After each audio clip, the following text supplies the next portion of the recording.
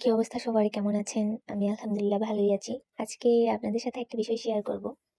বিষয়টি হচ্ছে, গতকাল একটা বড় আপুর সাথে আমার আলাপ হয়। উনি একটা কাপড় সেট নিতে চান। তো আমাকে ডিজাইন দেখাইছিলেন তিনি। তো আমি ওই ডিজাইন দেখে আমি বলছিলাম যে ২ টার প্রাইস পড়বে ৳১৮০০। তো আপুটা বলতেছে যে দারাজে তো ৳৬০০ কাপড় সেট পাওয়া যায়।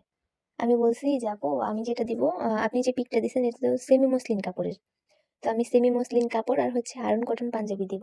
তাহলে এই ২ টার দামই তো পড়ে যাচ্ছে ১,০০০ এর উপরে টাকা। তো তারা যে আবার ৳৬০০ কিভাবে দেয়?" পরে বলতেছে যে, "না, সেমি মসলিন শাড়ি আর হচ্ছে আড়ং কটন পাঞ্জাবি ২ টাই দারাজে ৳৬০০ পাওয়া যায়। আবার ওগুলার উপর আবার হ্যান্ড পেইন্ট করা। এটা কি আসলেই সম্ভব?" যেখানে একটা সেমি মসলিন শাড়ির দাম হচ্ছে আপনার ৳৫৫০ থেকে ৳৬০০। আবার আড়ং কটন পাঞ্জাবি যেটা ভালো মানের ৳৫৫০ থেকে ৳৬০০। তো ২ টা মিলে তো ১,০০০ এর উপর চলে যাচ্ছে। তার উপর এটার ভিতর আবার হ্যান্ড প্রিন্ট আছে। তাহলে ৳৬০০ ভাই কিভাবে সম্ভব আপনারাই বলেন?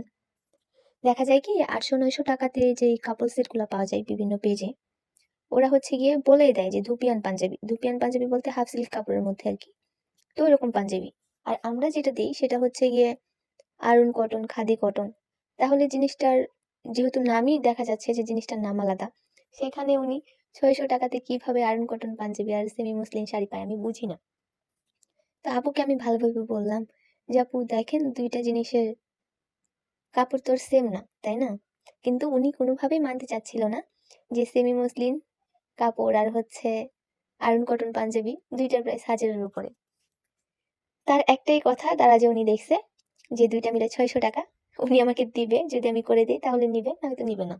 এখন আপনারাই বলেন, আদৌ কি এটা সম্ভব? ৳৬০০ তে semi muslin sari plus iron cotton Punjabi দেওয়া। এটার ভিতরে আবার হ্যান্ড প্রিন্ট করে দিব। ৳৬০০ তে কি আসলে এটা দেওয়া সম্ভব? আপনারাই বলে যান।